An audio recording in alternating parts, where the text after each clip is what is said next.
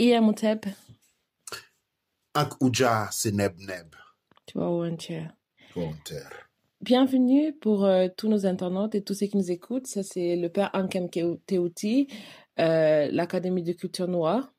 Et aujourd'hui, nous avons un argument pour continuer au débat qu'on a commencé il y a quelques jours. Et Douane est cher pour ceux qui nous reçoivent et Douane est cher pour ceux qui nous suivent. Et si vous avez des questions, n'hésitez pas à poser vos questions pour que nous puissions les répondre soit aujourd'hui ou à un autre moment. Douane est cher. Douane et cher à vous tous. C'est vraiment beaucoup de joie et de vous voir chaque jour suivre nos émissions, les partager. Et peut-être vous pensez que vous êtes seulement en train de suivre les émissions que je suis en train de faire, ce que nous sommes en train de faire. En réalité, en partageant les émissions, c'est comme si vous êtes en train de participer à cette construction. Ne vous voyez pas comme des, comme on a dit, des téléspectateurs, mais des acteurs même. Parce qu'en partageant, on s'approprie de la vérité. Et en la partageant, avant de la partager à quelqu'un d'autre, on sent quelqu'un d'autre, on s'approprie, elle devient soi. Donc, on devient acteur. C'est-à-dire, plus nous partageons, en réalité, par ces partages, nous venons ensemble. Nous pouvons venir ensemble de plusieurs manières. Mais déjà, avec les partages, nous venons ensemble. Pour partager quelque chose, quand on a fait une chose à deux et on les partage, c'est comme si on l'a fait à 5, à 50, 100. Plus de personnes, on les partage. En partageant, on invite la personne à prendre part à ces grands rituels. C'est les rituels de la célébration de ce que nous sommes. Et nous avons introduit Ground Zero. Ground Zero, qu'est-ce que signifie Ground Zero? C'est un mot que j'utilise en anglais, mais Ground Zero a une grande importance philosophique.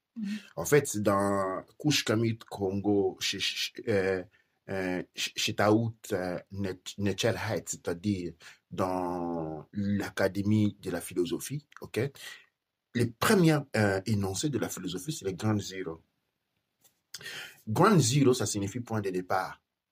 Comme je l'ai expliqué hier, la fois dernière, nous sommes devenus des Noirs. Et les Noirs équivaut à un azérément. On a été réduits parce que nos ancêtres ne sont pas appelés les Noirs. C'est ceux qui sont venus qui nous ont appelés les Noirs. La question qui s'impose de la psychologie, pourquoi nous ont-ils appelés les Noirs? Sommes-nous Noirs? Alors, il est improbable, respectant un spectre de couleurs, de nous appeler des Noirs. Ok? Et alors, quelqu'un poserait la question, pourquoi on parle de la race blanche? On parle de la race noire par contraposition à la race blanche. On parle de la race blanche par contraposition à la race blanche. C'est-à-dire, avec blanche, on dit illuminé. C'est lui qui s'est élevé. OK? Et par logique de contraposition, si la race blanche est celle qui s'est éliminée, la race noire, c'est celui qui a été mis par terre. Donc, ces termes-là n'indiquent pas une race. Noir et blanc ne sont pas indicateurs d'une race, mais plutôt indicateurs d'une condition. La condition de l'élevé est celui qui se définit blanc, parce qu'il s'est élevé. Du point de vue racial, on parle des Caucasiens, comme on parle des Kémites. Mais pourquoi on associe les mots blanc quand on dit blanc?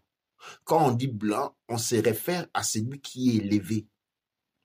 Et par contraposition, on nous a introduit les mots noirs.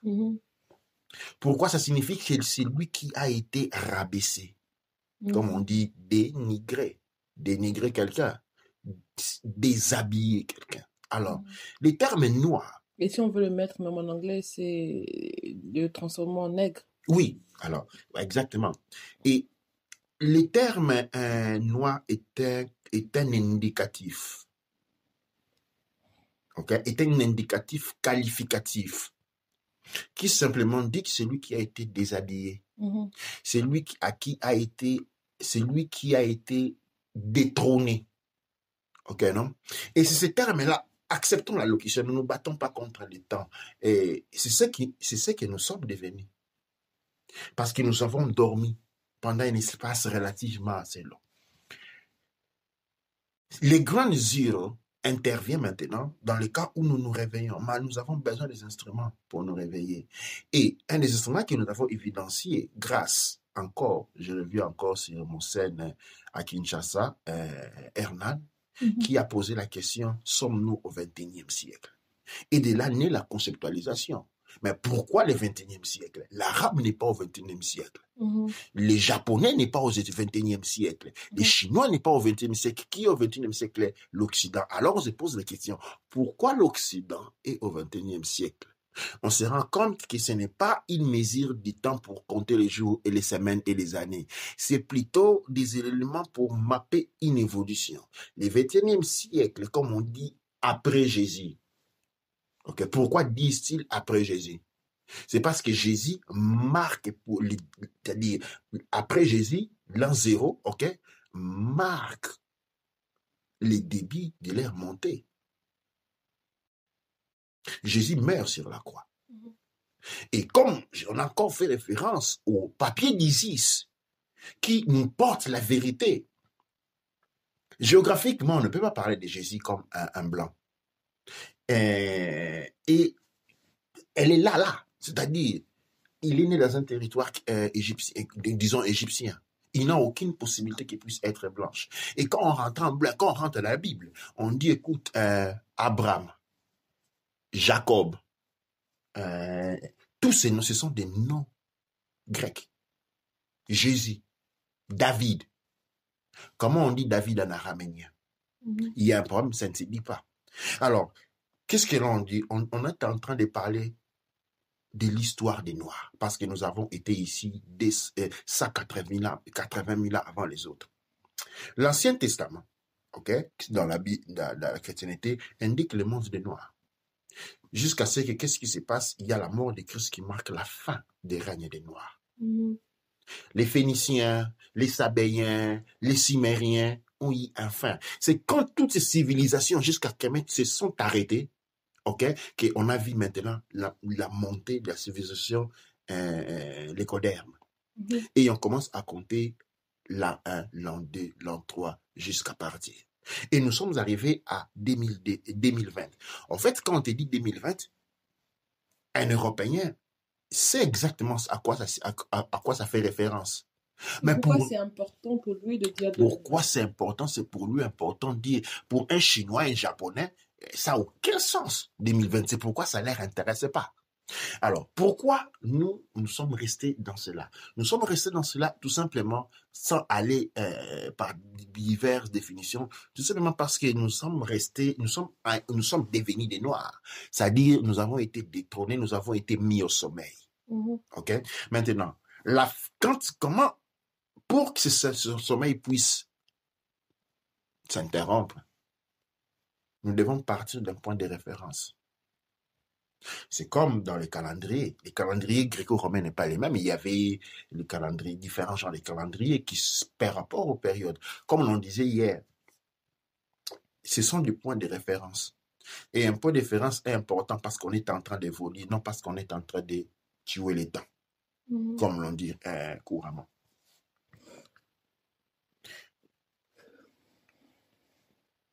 Les grandes îles part avec nous, avec Marcus Garvey. C'était un personnage que beaucoup de personnes ne connaissent pas. Les gens pour qui il a travaillé, la plupart des gens ne les connaissent pas. Marcus Garvey, si nous voulons parler d'un Christ qui a vécu avec l'épreuve à la main, c'est lui. Okay? Il n'a pas séparé, il n'a pas transformé l'eau en vin. Mais il a fait renaître les Noirs de l'état de l'esclave dont il était. C'est lui qui a redonné au mélanoderme des sens. À l'époque, de son époque, on utilisait encore le mot nègre. Okay? Et il en va de soi. Bien des fois, il a été comparé au Christ, au point où il y avait des sermons qui étaient faits à son nom. Dieu le Père, Dieu de l'Éthiopie, et de son envoyé, son fils, Marcus Garvey.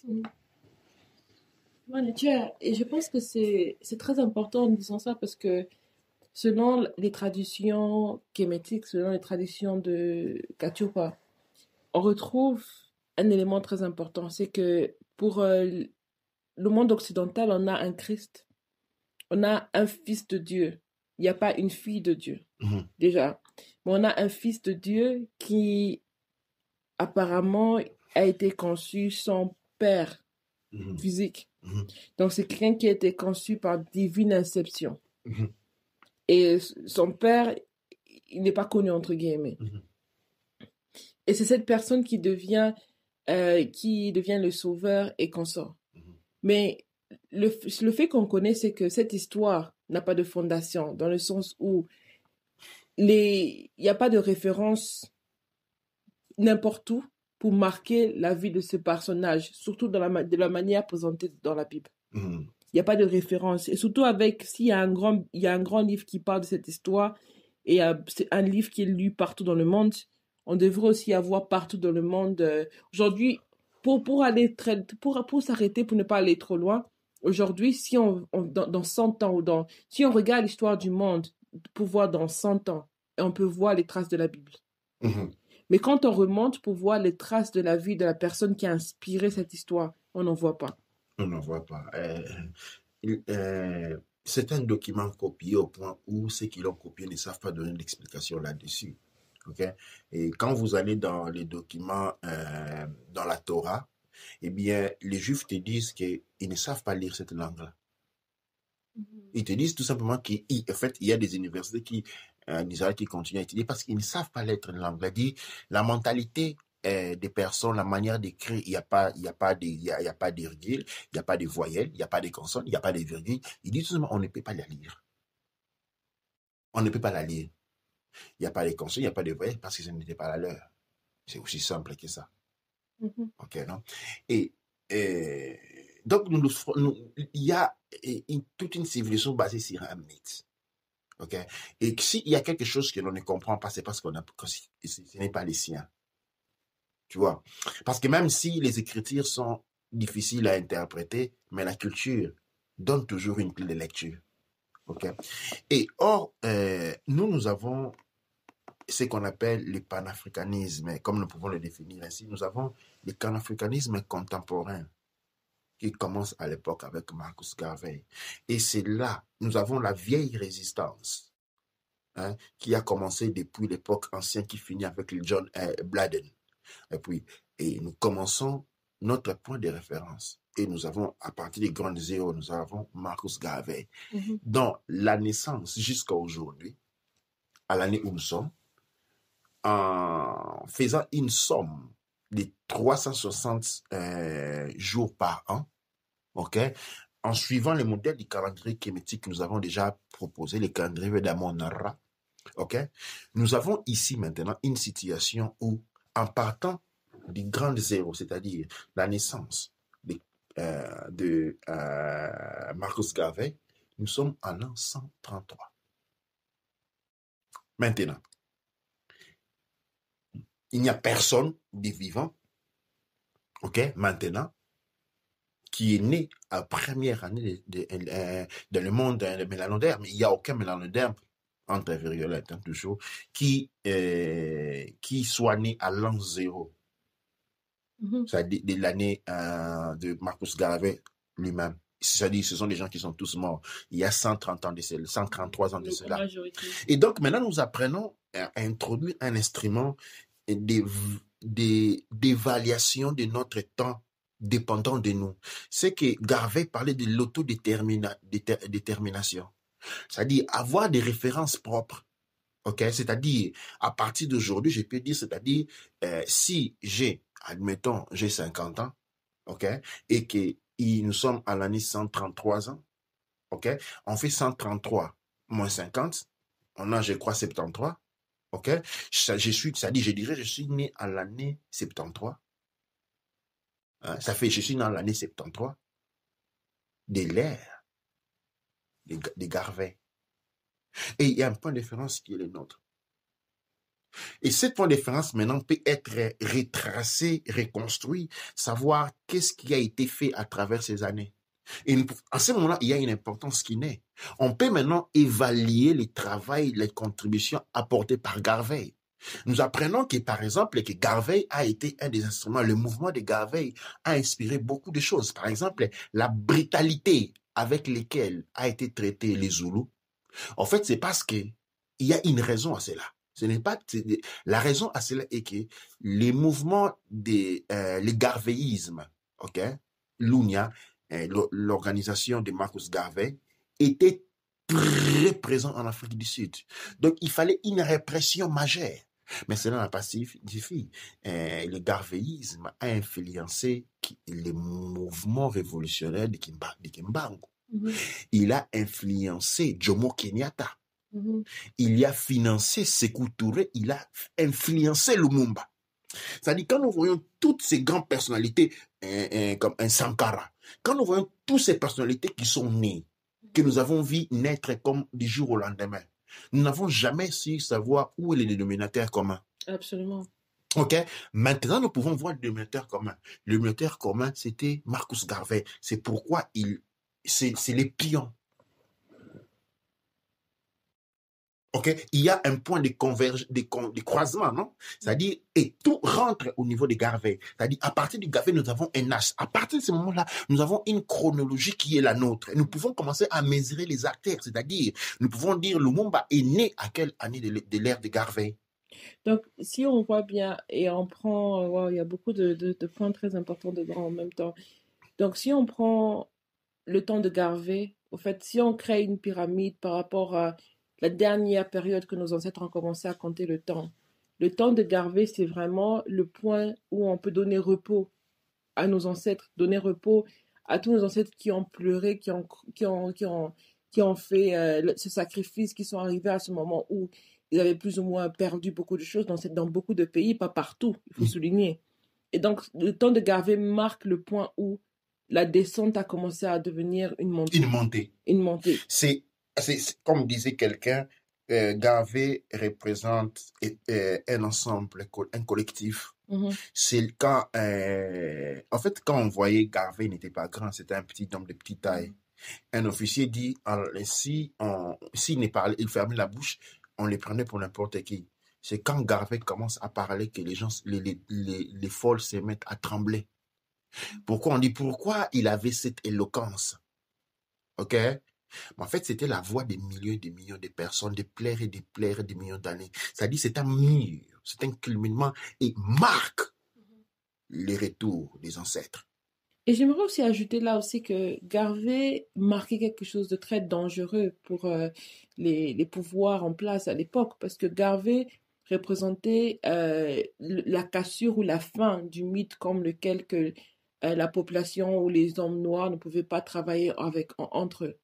Que les populations noires ne pouvaient pas s'organiser. Absolument. Donc, ça mettait fin à ce mythe. Oui, ça met fin à ce mythe et depuis, en fait, depuis l'époque des Garvey, c'est-à-dire pendant tous ces 133 ans, tout ce que le monde mélanoderme colonial a touché, c'est-à-dire c'est manipuler les informations avec la propagande des informations.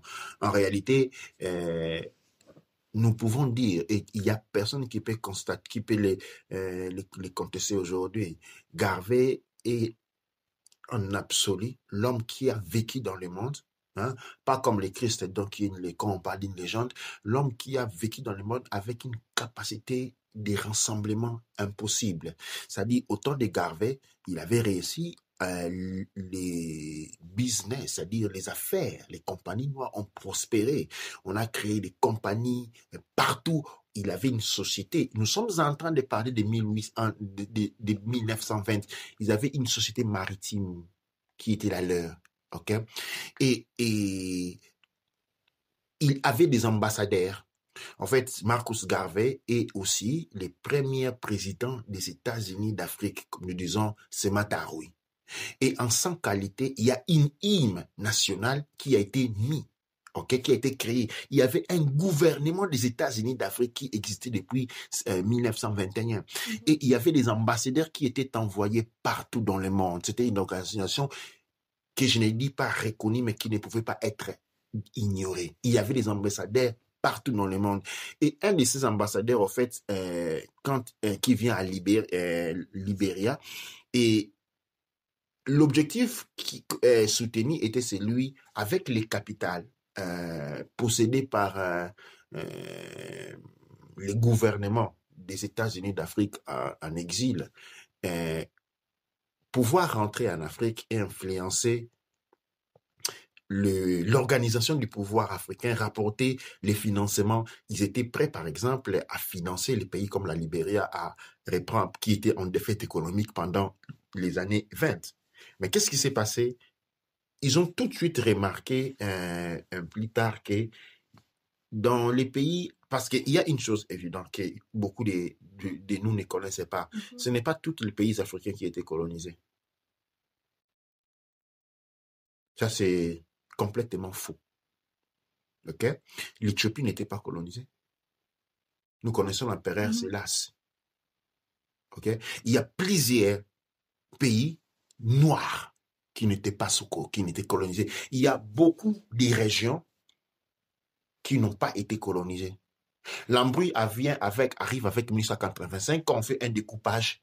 Avec le découpage, on crée des grandes zones qu'on appelle les nouvelles nations qui vont englober ces territoires qui étaient inexplorés, qui résistaient. Un exemple de cela, vous retrouvez cela dans le film Obélix, Astérix et Obélix, quand on parle les zones que les Romains n'arrivaient pas à conquérir. On parle que il s'agissait des Occidentaux, mais en réalité, il y a des secteurs qui sont restés impénétrables à la colonisation. Eh bien, qu'est-ce qui s'est passé quand même? Du temps de Marquet, on a remarqué que, je cite le mot d'un de ses envoyés en Afrique, qui dit que la leadership africaine était faible, tellement faible qu'il était facile à la corruption.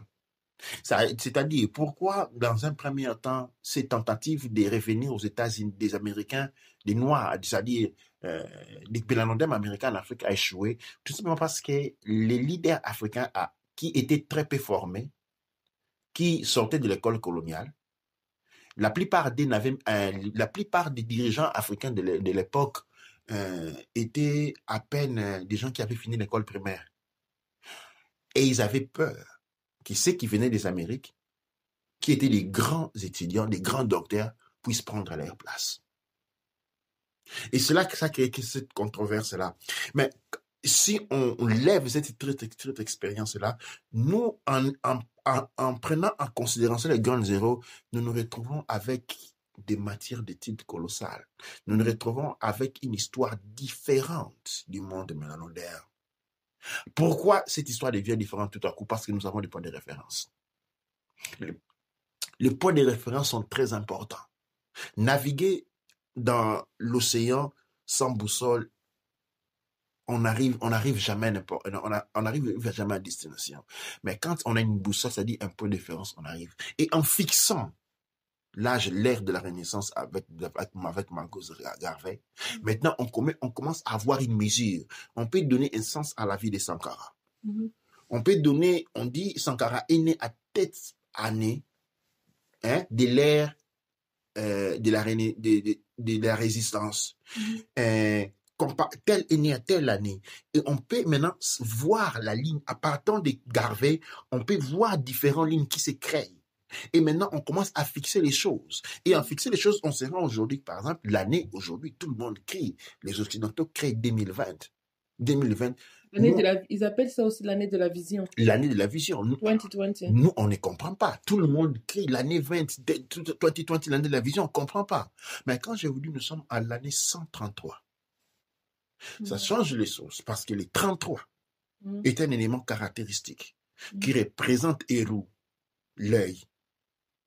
On dit l'année de la vision. Mais quand il dit 2020, l'année de vision, c'est parce qu'il y a des zéros au milieu, ça signifie des yeux. Maintenant, quand je te dis, nous sommes en l'année 133. 33 signifie, les 100 signifie un cycle complet. Ok? Les 33 signifient les Christ, c'est-à-dire Eru. Eru, c'est quoi le symbolisme d'Eru? Le symbolisme d'Eru, c'est l'œil de Eru. Ok? Ça signifie quoi l'œil des héros? C'est quoi le symbolisme de l'œil des héros? Héros est représenté par l'œil parce qu'il a perdu l'œil en se battant avec son oncle Seth. Il doit aller vers Tehuti, la connaissance. Ça dit, ça signifie quoi? Je retourne sur la rhétorique, non? Ça signifie qu'à 33, c'est-à-dire c'est l'âge, c'est la période à laquelle où l'héros recouvre l'œil, voit. Ça signifie quoi? Voir, ça signifie se réveiller. Maintenant, dans le monde couche Kamit Congo, c'est l'année du réveil. Et maintenant, ça a un sens. Maintenant, tout a un sens. Maintenant, on peut comprendre cela de manière logique. Maintenant, cependant, en restant dans le 2020, on est inondé, on ne sait pas quoi faire, on pense, mais pendant que ça, c'est l'année du réveil, c'est l'œil des héros. Et quand héros se réveille, c'est le soleil. L'œil des héros est toujours accompagné par l'aigle. Ça signifie quoi l'aigle? L'aigle signifie la montée. Maintenant, quand je t'explique tout ça, je te vois la présence de tout le monde en Afrique, et la Chine, et la Russie, et les États-Unis, et la France. Maintenant, ça devient clair. Les choses deviennent claires. Tous sont en train de courir en Afrique. Pourquoi? Pour l'œil des héros. Eh oui. Tous sont en train de courir en Afrique. Pourquoi? Pour l'œil des héros. Et nous qui avons cet œil-là des héros, nous sommes en train de calculer 2020. Et leur victoire, les calculs de leur victoire se basent sur le fait que nous continuons à dormir. De manière à ce qu'ils puissent se faire prendre encore l'œil des héros comme ils ont pris les pyramides qu'ils ont apportées chez eux. Symbole du pouvoir.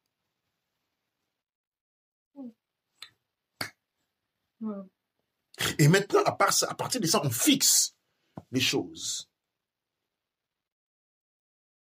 Nous devons être sérieux là-dessus. Nous devons être très sérieux. Dans le monde d'un couche Kamit Congo, pour ceux qui le comprennent, en tout cas, je vous invite à la sérieuté.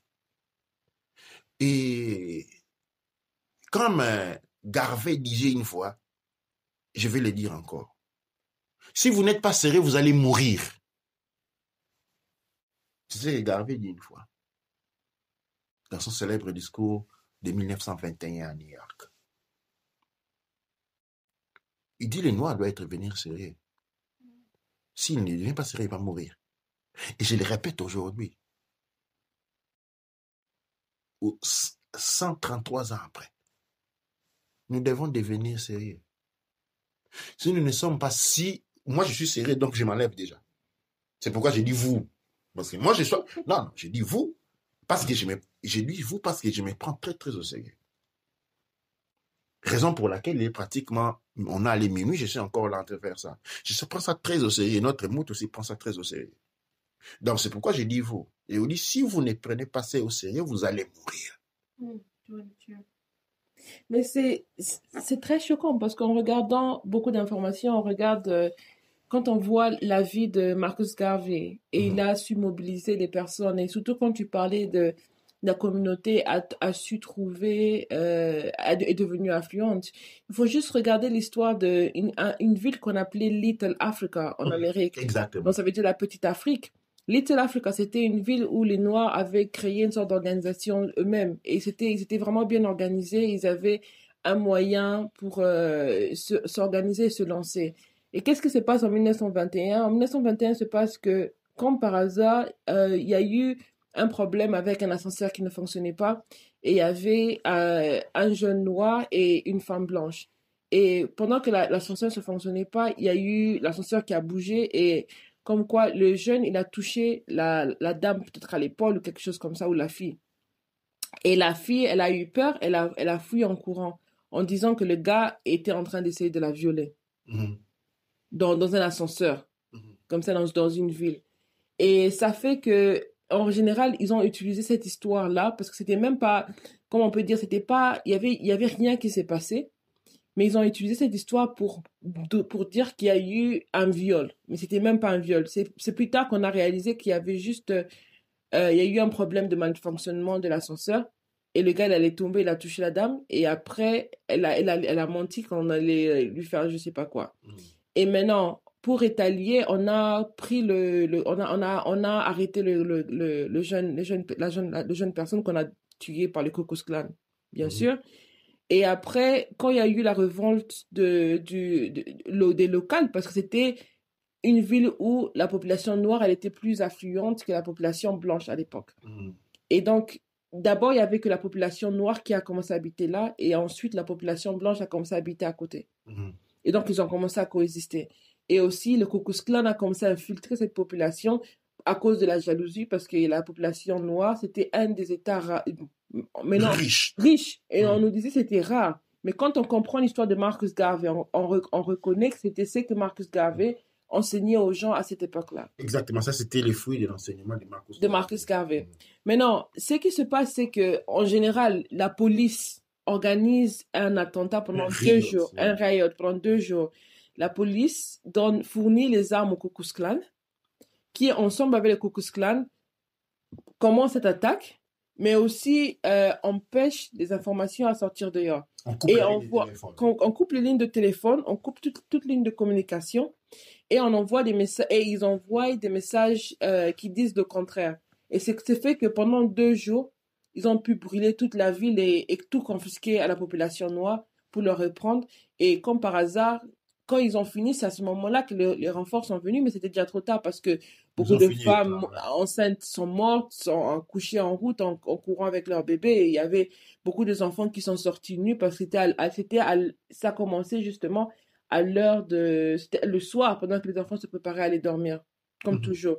Donc, ils ont tout détruit, ils ont tout mis en ruine et il n'y a rien qui a été fait comme remède ou quoi que ce soit. Personne n'a été puni, c'est parti comme s'il y avait rien qui s'est passé. Pourquoi je raconte cette histoire? Parce qu'on réalise que, justement, pour beaucoup d'entre nous, la population noire n'a pas pu se réorganiser depuis la chute de nos grands empires. Ça, c'est une fausseté. Et ça, c'est parce que nous avons subi ce que moi j'appelle l'indoctrination à la suprématie blanche de l'école organisée par l'UNESCO. L'UNESCO qui vient de l'ONU, qui n'ont même pas été assez intelligents de créer leur propre nom. Ils ont pris ONU, Universal Negro Investment Improvement, qui était UNIA. De UNIA à ONU, les changements est très court. C'est-à-dire, nous avons été à l'école des informations. Et je dirais moi-même, jusqu'à l'âge très tard, pratiquement pendant toutes mes 30, jusqu'à la trentaine, je ne savais pas la plupart des choses que je sais maintenant. C'est-à-dire, moi aussi dans ma tête, nous avons été esclaves, ainsi de suite, tout ce qu'on raconte. Mais ce qui est complètement faux, parce que, à part que le monde noir s'est toujours battu pour la libération, mais on n'était pas seulement dans un régime de combat. Il y avait un régime de développement. Il y avait beaucoup de développement. Il y avait des Noirs, il y avait des spécialistes en droit, comme les noms m'échappent. Il y avait beaucoup de personnalités. Je voulais parler de George Padmore. Ok, George Padmore avait apporté en tribunal la France. Ok, et c'est-à-dire le monde noir, le monde des mélanodèmes a connu toujours beaucoup d'excellence dans tous les domaines. Et aujourd'hui, on veut nous faire croire. Ça, c'est les choses qu'on raconte parce que, bien entendu, le Codem a toujours fait de grands efforts pour contrôler les médias. Okay? C'est lui que les Noirs sont forcément dans les baskets, dans les sports. Okay? Alors, l'idée est que les Noirs ne se trouvent que dans les sports. Mais ce qui est complètement faux. La plupart des sports où on voit les Noirs aujourd'hui n'étaient même pas étaient interdits aux Noirs. Quand nous sommes arrivés, nous leur avons arraché la place, comme nous avons arraché la place partout. Parce qu'en premier lieu, toutes ces sciences dont ils se disent champions ne sont pas les leurs. Il faut aller à la NASA. Il n'y a aucune navette spatiale qui décolle sans l'autorisation des mélanodermes. Absolument pas. Allez dans tous les grands domaines, vous trouvez toujours des... Et même derrière toutes les inventions dans le monde qu'on connaît, je ne vais pas dire les 70%, je vais te dire les 120% des inventions ont toujours été modernes. C'est que les Blancs ont fait après, ils ont amélioré. Ça, ils sont bons à ça. Ils ont amélioré. Mais la base, oui, c'est-à-dire, ces mondes, je vais dire concrètement, les sociétés non mélanodermes, nous sommes en dette pour les progrès et l'avancement du monde. Les mondes non mélanodermes, nous sommes en dette pour les progrès de ces mondes. Okay? Et c'est pourquoi ils sont autant concentrés à nous maintenir dans le sommeil. Parce que tu sais, vous savez, c'est parce qu'une dette qu'ils ne peuvent pas payer. Imaginez ne même pas gagner $50 par mois et devoir avoir une dette de $50,000 à quelqu'un. Et vous ne dormez pas la nuit. La seule chose que vous pouvez faire, c'est de faire croire à cette personne qui ne vaut rien. Absolument. Pour qu'il puisse oublier, pour qu'il puisse être endormi. Qu'il oublie la dette. Parce qu'en même temps, quand tu dis ça, ça m'enrage et ça me rappelle des statistiques que je viens de... Pas des statistiques, mais il y a une vidéo que je regardais il n'y a pas très longtemps, c'était par rapport aux cheveux, comme quoi il racontait la différence entre les cheveux naturels et les cheveux... Donc, il parlait de cheveux noirs et puis des cheveux... Ils ont appelé ça les cheveux noirs. C'est qui est faux parce que tous les cheveux... Beaucoup de personnes ont des cheveux noirs naturellement. Et puis, il a parlé des cheveux asiatiques et les cheveux des blancs, caucasian. Mais non, qu'est-ce qu'il disait? Il disait les cheveux leucodermes. Donc, il disait comme quoi que les cheveux asiatiques ont beaucoup de cheveux, selon les statistiques que lui, il lisait. Mais sur le papier en question qu'il lisait, c'était un homme asiatique qui parlait de statistiques. Le papier dont il lisait, ça disait que les cheveux européens avaient plus de camps de cheveux que les cheveux asiatiques. Mais quand on lui donne les statistiques en étant asiatique, il a bien dit que c'est les cheveux asiatiques qui a le plus de cheveux et le plus de volume. Et ça, je pense que tout le monde le sait très bien, de toutes les manières. C'est pas quelque chose qui doit éduquer les gens. Maintenant, arrivé aux cheveux noirs, il dit que les cheveux noirs, c'est le cheveu le plus faible parce qu'il a d'abord peu de cheveux et sa dimension, elle est différente par rapport aux autres. Et aussi, ce sont des cheveux bouclés, des cheveux qui se cassent facilement. Arrêtez-vous un instant. Alors moi, je dis, admettons qu'une personne a très peu de... Admettons que vous avez de la nourriture.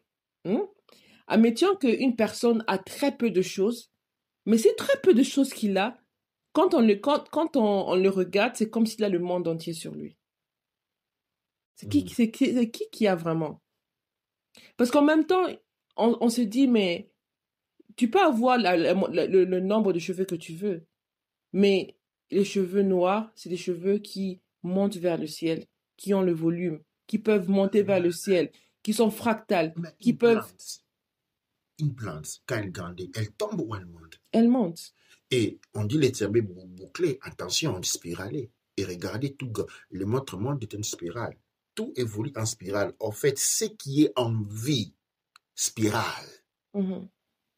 Regardez un atome, ok? Les électrons spiralent autour. Regardez les systèmes solaires, ok? C'est-à-dire, ce qui est en vie, spirale. Ce qui va en ligne droite est mort. C'est aussi simple que cela. On n'a pas besoin beaucoup. Et, notre monde, ce monde ici, le monde que nous voyons aujourd'hui, est basé, ok, sur la destruction du monde mélanoderme. Et cette destruction qui n'est qu'apparente, elle est plutôt propagandiste. Il faut faire la propagande. Il faut crier. Pour tuer son chien, on crie qu'il a la rage. Il faut crier aux quatre coins du monde que les mélanodermes, c'est une campagne. Nous ne parlons pas d'eux. Okay? Nous ne parlons pas les cheveux asiatiques, on s'en fout. Les trucs, on ne parle pas d'eux. Mais ils sont là à parler de nous constamment. C'est-à-dire, c'est une propagande continue. Et ce que nous avons, Marcus Garvey parlait une fois de l'élite. Il dit une élite qui vous pousse à dépendre, d'une autre race, c'est une élite qui vous porte à l'esclavage. Ok? Une élite ne peut pas faire ce travail-là. Et c'est là où le grand problème que nous avions, c'est pas que les problèmes que nous avions, que c'est les problèmes que nous sommes en train de résoudre durant l'ère de la résistance. Parce qu'après l'ère de la résistance, verra l'ère de la reconstruction de ce Mataroui. Là, nous sommes pas dans l'ère de la résistance, dans la reconstruction. Nous sommes dans l'ère de la résistance. Et ces éléments-là, nous devons les lever. Mais, alors, les autres peuvent dire ce qu'ils disent. Nous n'avons pas les monopoles à contrôler l'air pour eux. Quand quelqu'un est mal éduqué, on ne peut rien faire. OK? Mais cependant, ce que nous devons faire, nous devons nous concentrer sur nous.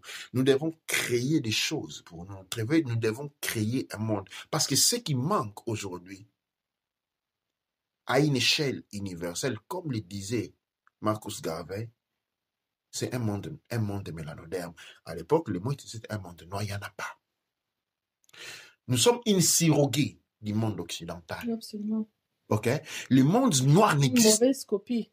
Une très mauvaise copie. Le monde noir n'existait pas. Mais quand je parle de n'existait pas, ce n'est pas dans la manière absolue.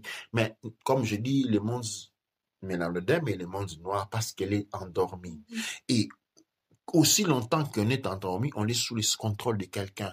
Et l'année 2020 représente l'œil des héros. C'est-à-dire quoi? Ça signifie que le pouvoir est de notre côté. Les symboles sont en train de parler de notre côté. OK? Et il y a une fois, vous m'avez parlé de cette histoire où on calculait l'émergence du pouvoir spirituel, où on se déplaçait d'une ville à l'autre. On l'a vu en Allemagne, puis on l'avait vu au Tibet. L'œil, elle est vue en Afrique. C'est comme ça, tout le monde est en train de courir en Afrique. Et pendant tout le monde est en train de courir en Afrique, on est en train de s'assurer que les Africains qui sont en Europe restent bloqués en Europe. Et ceux qui sont en Afrique continuent à fuir à l'Afrique et meurent. C'est bloqué en Europe. Tu vois, parce que l'émergence de cette terre-là, l'œil des héros est en train de se lever. Mais il y a une chose encore au-delà qui ne se comprend pas. L'œil, ce n'est pas la terre, c'est le Muntu. Okay? C'est le Muntu, l'œil. Et c'est pourquoi l'heure est arrivée. L'ère est arrivée. J'étais en train de lire un post de Baba Hero aujourd'hui qui était en train de parler de la même chose. C'est-à-dire, il y a une renaissance, mais nous devons aller au fond de cela. Et nous devons nous fournir des instruments qui parlent notre langage, des points de référence les nôtres. Et nous allons lancer déjà les calendriers kémétiques qui a tardé. En fait, il a tardé avec raison. Avec raison. Absolument. Parce que maintenant, nous savons comment la fixer.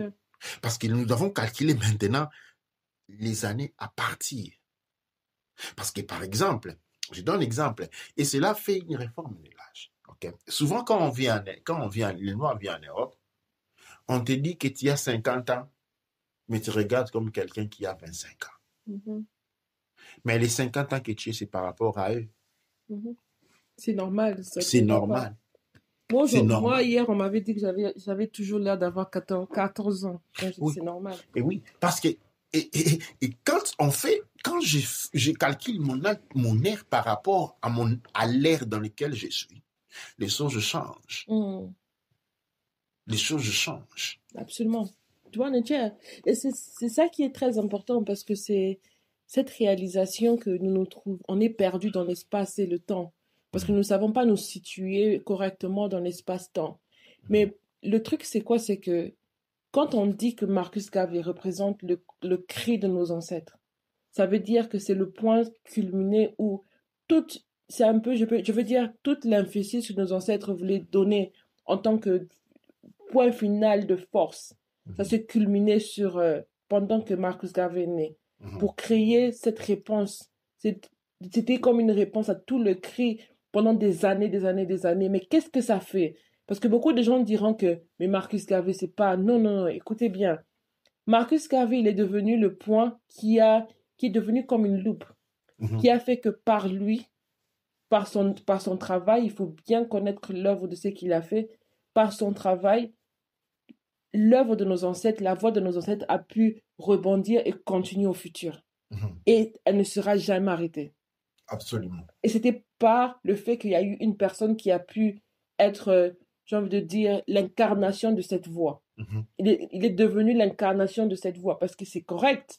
Quand on parle de Marcus Garvey, on parle du fait qu'il mesurait, je pense que c'était 4 mètres, 9, quelque chose comme ça.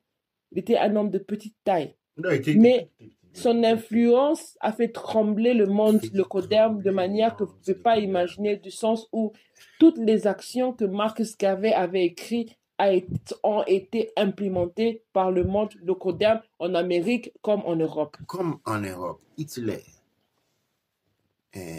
En fait, les gens s'est moqués les négros de l'époque, les noirs de l'époque. Quand on voyait ce que Marcus Garvey faisait, tout le monde était en train de rire. Mais quand on a vu Hitler et Mussolini les faire, ils ont dit, ah, voilà des hommes puissants. Il les a rappelés. Non. Il a dit, nous les Garveyites, nous avons été les premiers fascistes. Ils ont copié ça de lui. Il les avait dévancés dans toute leur idéologie. Mais c'est pas difficile à croire parce qu'il faut juste regarder le monde de rap aujourd'hui. Il faut regarder la musique classique. La musique classique est une musique noire. Mais oui, le country, qu'on appelle la musique country. Le ballet. Les ballets et tout ça. On a toujours... C'est ça. Le rock'n'roll, c'était la musique noire. C'est ça aujourd'hui. Mais qu'est-ce qu'on trouve? Il n'y a pas d'espace pour les noirs dans ces espaces, surtout quand on parle du ballet ou de la musique classique. Si aujourd'hui on vous dit que c'est de la musique noire, les personnes vont rigoler. Mais regarde ce qui se passe au rap aujourd'hui. Au hip-hop. Le hip-hop, c'est plus une musique noire du tout. Non, absolument pas. C'est pourquoi je dis que tout noir, tout bélanodère, parce que je dis, nous sommes les Kentu et les Kemetu. OK? Les mélanodèrmes, en termes mélanodèrmes, nous devons réaliser quelque chose. Quand vous vous sortez devant votre maison, regardez. Tout ce monde-là nous est en dette. Nous sommes en dette. Aucun mélanodèrme ne devait travailler en Europe. Tout ça, ils nous sont en dette. C'est une dette tellement grande qu'ils ne pourront jamais payer. Je ne suis pas là à demander, une autre chose. La première fois, aujourd'hui, tout le monde parle des les réparations. Tout le monde demande des réparations. Réparations pour ceci. La toute première fois que le terme réparation avait été employé dans le monde, c'était Garvey qui avait employé cela. C'était Garvey le premier à avoir écrit une lettre au président des États-Unis de l'époque, lui demandant une libération totale de tout, à l'époque on disait le terme nègre noir, que tous les territoires noirs devaient être rendus au peuple noir. C'est Garvey qui formait cette idée-là de réparation pour la toute première fois. Et dit, tous les avoirs occidentaux en Afrique devaient être retenus comme réparation aux atrocités, aux injustices commises. C'est ça, le concept de réparation. Tous les biens occidentaux devaient être retenus parce que ça faisait partie des réparations. C'est la première fois qu'on parle de ça. Et qui a incorporé cette loi en Afrique? Eh oui, avoir l'appliqué, c'était le maréchal Mobutu qui a saisi les biens. Et maintenant, quand on réalise... Vous comprenez d'où ça vient tout ça? Toute l'inspiration que nous avons vue en Afrique, c'est l'idée. Maintenant, ça devient clair. Parce que jusque-là, ce n'était pas clair. Maintenant, ça devient clair d'où venaient toutes ces inspirations-là. Toutes ces inspirations-là venaient de Marcus Garvey. Maintenant, on commence à trouver les liens. Et maintenant, on comprend pourquoi Mobutu, c'est vrai qu'il portait la peau de léopard comme chapeau. Mais quand vous regardez les photos de Marcus Garvey, vous allez voir la manière dont il était vêtu. Exactement. Mobutu a transformé exactement. se vêtir de la même manière. Mal informé, quand on a vu Mobutu vêtu de blanc en tant que maréchal, on a dit qu'il a imité les rois des Belges. Attention. Il y a Garvey que personne n'a vu. Garvey s'est vêtu exactement de la même manière. Je pense que c'est justement la raison pour laquelle, par exemple, Mobutu, il a été on vit plus longtemps que Lumumba, par exemple, c'est qu'ils n'ont pas vu le Garvey en lui. Ouais. C'est-à-dire, il faut, tout le monde noir a été influencé, et je ne vais pas dans l'extravagance, c'est-à-dire, il y a l'ouverture, la vertu, la révolution de Haïti qui ont précédé. Je parle de la phase contemporaine, bien entendu, je ne vais pas négliger cela. C'est-à-dire, tout ce qui vient après, parce que l'objectif de Garvey était la libération de l'Afrique. Mais justement, le point le plus important, avant que tu continues, c'est que il n'y a pas un qui cancelle un autre. Non, absolument pas. Les gens qui pensent comme ça, on parle même pas à eux. Parce qu'il n'y a plus de temps pour parler aux gens qui pensent que une personne, Marcus Garvey, était contre telle personne était contre lui. Parce que même les personnes qui ont combattu contre lui, quand ils ont vu ce qui s'est passé juste après sa mort, ils se sont convertis au garvéisme. Et justement, les personnes qui pensent qu'il y avait un contre l'autre, on leur parle pas aujourd'hui. Absolument un pas. autre jour. Ils peuvent attendre leur propagande leur jour. Ils sont au niveau encore de Windows 3. Voilà, donc on leur laisse en 2003. MS-DOS, je vous on a dépassé tout ça. Mais qu'est-ce que moi je voulais ajouter dedans, c'est que Marcus Garvey représente toute l'accumulation de toutes les révoltes et tous les leaders qui sont venus avant lui. Parce qu'il a eu la capacité d'avoir vécu dans plusieurs territoires. Et donc d'avoir été inspiré par les travaux et par les rébellions et par les révolutions de tous les peuples qui ont été là avant lui. Qu'on parle en Afrique, qu'on parle en Amérique ou qu'on parle dans les Antilles ou un peu partout. Les Caribbean. Il était là et il a visité ces peuples-là et il s'est informé par rapport à leur situation et leur histoire. Le point, c'est que Marcus Garvey n'est pas meilleur ou venir remplacer les autres. Il est ces personnes-là. Ouais. Comme ces personnes-là sont lui aussi. Et c'est ce que nous devons commencer à comprendre. C'est que comme ces personnes étaient la solution, lui aussi, il était la solution. Mais le point avec Marcus Garvey, et c'est ça qui est intéressant, c'est que il a dû s'inspirer de beaucoup de choses qui se passent autour de lui. Il les a mis sur un point. Et ça fait qu'il a focalisé le pleur de nos ancêtres sur un point. Et c'est ça qui a créé tout le réveil qu'on a aujourd'hui.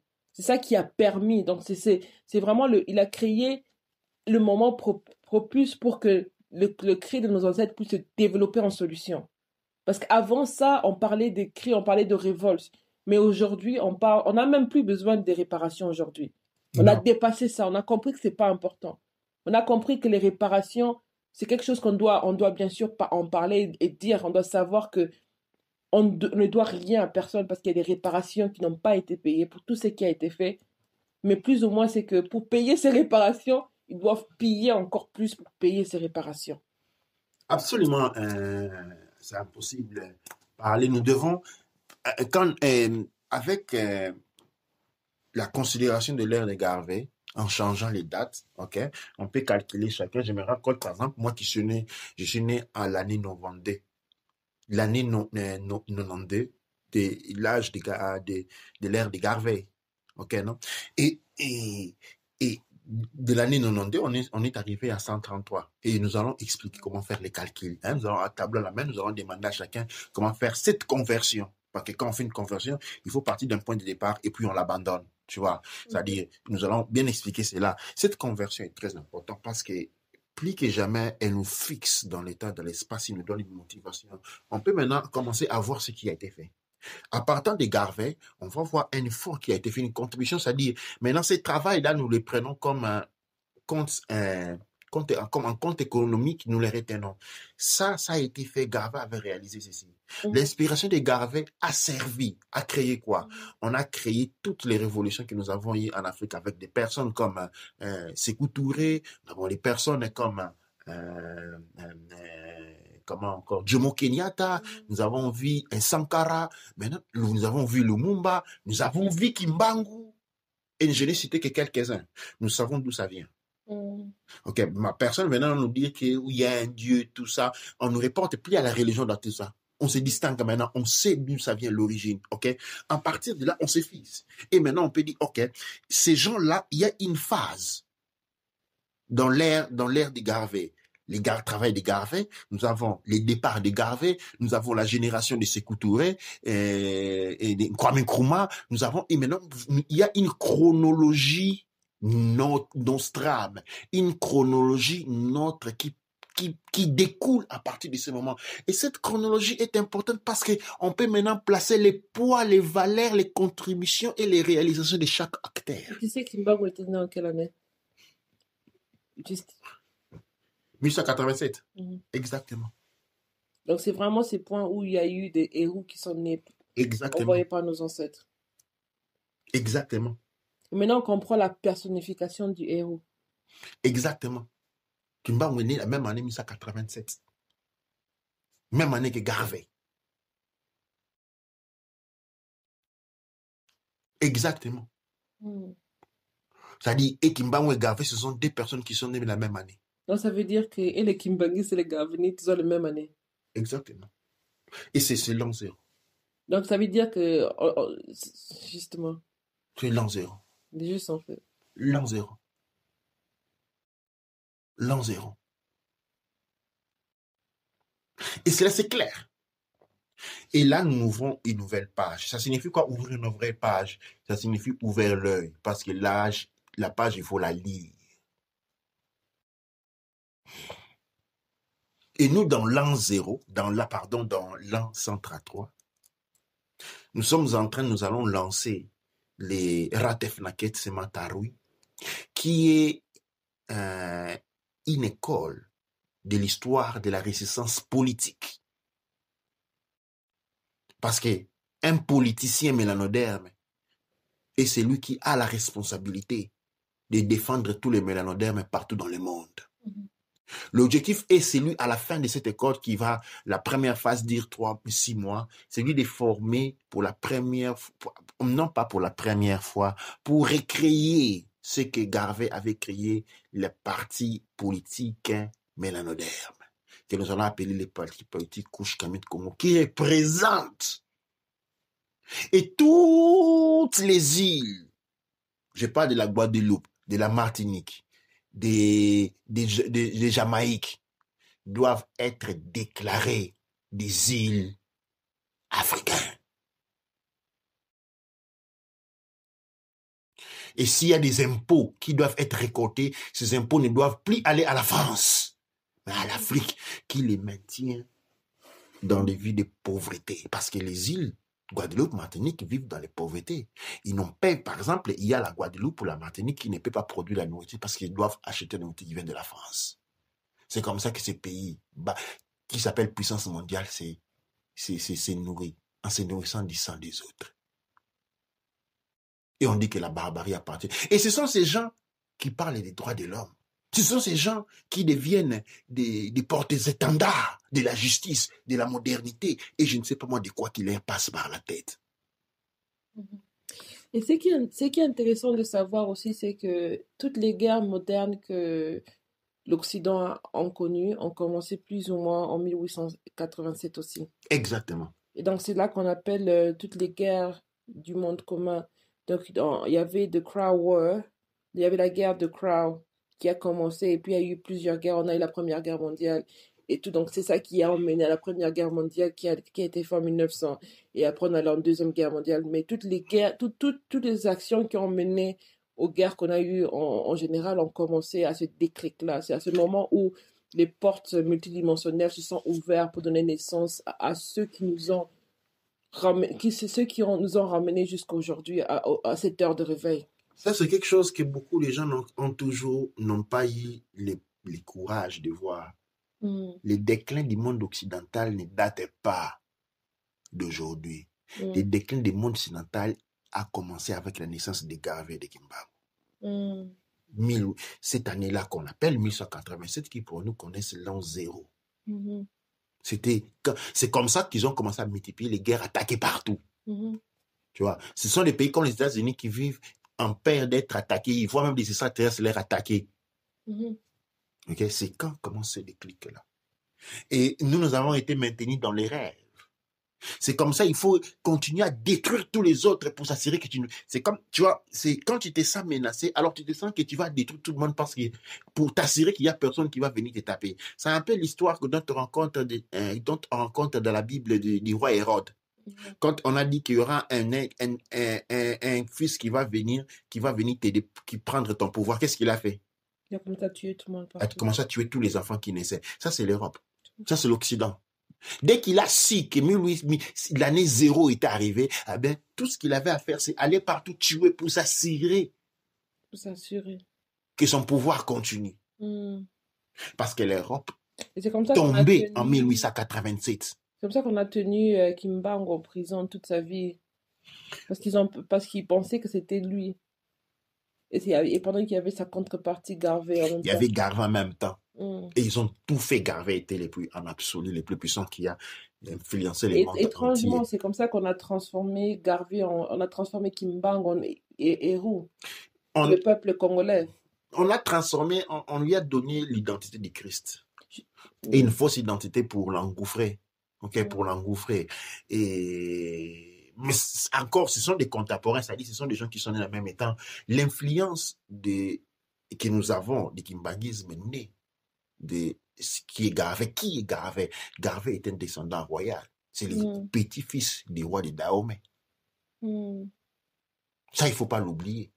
C'est le petit-fils du roi de Dahomey. Mais il n'est pas le seul. Tous les gens qui ont combattu avec lui, comme Antena Firmin et Kudjo, ce sont tous les descendants des familles royales. Attestés. Garvey n'a pas étudié. Elle n'a pas fait l'école de la désinformation, de la propagande. Mais elle avait une éloquence telle, hors pair. Hors pair. Donc voilà, dans cette présentation, nous arrivons aujourd'hui, c'est-à-dire à une vision beaucoup plus précise. Toujours beaucoup plus précise. Et quand nous avons toujours dit la victoire est nôtre à travers les rouges, les noirs et les verts qui nous garantissent la victoire, eh bien aujourd'hui nous vous apportons des éléments d'appui. Et là je voulais, c'est vraiment, vraiment, vraiment étrange parce que quand on commence à comprendre tout ce qu'il y a là, des fois on a l'impression qu'il y a des choses qui tournent autour de nous. Donc, l'organisation de Garvey s'appelait UNIA. Donc, ça veut dire UNIA. ACL. OK? Donc, une des grandes universités de l'Amérique s'appelle UCLA. Donc, ça prend l'anagramme de l'organisation de Garvey. Et puis aussi, ce que nous, on appelle l'ONU, en anglais, s'appelle United Nations, ce qui est UN. Exactement. Exactement, ça a été prêt de là. Parce que tout simplement, ils n'avaient pas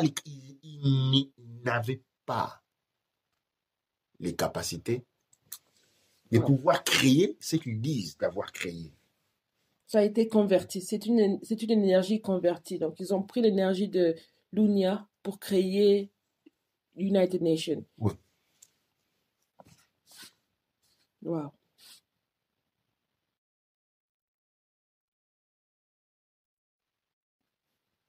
C'est trop fort. Douane et Cher. Je pense qu'il y a beaucoup de questions. Il faut poser les questions et vraiment essayer de bien comprendre. Et je parle encore pour tous ceux qui sont en France, ou en Belgique, qui veulent savoir plus sur Marcus Garvey. Il ne faut pas éviter de contacter la bibliothèque Smatawi, qui a toutes les informations sur les livres de Garvey. Et il y a même des informations sur certains auteurs qui ont écrit sur Garvey en français.